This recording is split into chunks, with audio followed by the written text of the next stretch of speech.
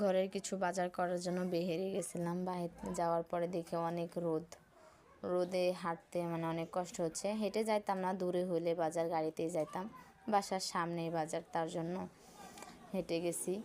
হেঁটে যাওয়ার পরে দেখি যেতে যেতে বাজারের ভিতরে ঢুকছি। বাজারে ঢোকার পরে ভাবতেছি কোন সাইডে যাওয়া যায় বা কী নেওয়া যায়। পরে ভাবলাম কাঁচা বাজারই নিই, ঘরে কাঁচা বাজার কম ছিল, পরে ভাবলাম বাজারটাই নিয়ে বাসায় যাই। পরে শাকে দেখে খুব পছন্দ হলো, পরে জিজ্ঞেস করতেছি শাকটা কি নেওয়া যাবে আমার হাজব্যান্ডকে, সে বলছে নাও।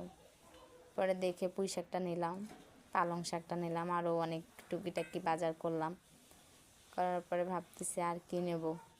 একটার দিক দেখি আরেকটার দিক দেখি, ভাবতেছি কোনটা নেওয়া যায়। কাঁচা বাজারে যে পরিমাণ দাম, কাঁচা বাজারের দামও মনে হয় আগুন। এত পরিমাণ দাম হলে আমরা কিভাবে খাবো, এটাই ভাবতেছি। এখন এভাবে দাম, রমজান মাস শেষ হতে না হতে মনে হয় এত পরিমাণ দাম বেড়ে গেছে। আমরা তো মধ্যবিত্ত বলে কিনে খাচ্ছি, যারা একদম আমাদের থেকেও, তারা কিভাবে চলবে এত দাম হইলে জিনিসপাতির।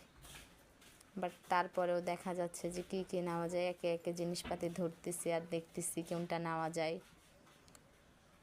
একবার এটা বলি, একবার ওইটা বলি, দেখি কি নেওয়া যায় না নেওয়া যায়। আমি একবার আমার পছন্দ করে নিই, একবার আমার হাজব্যান্ডকে জিজ্ঞেস করি কী নেব।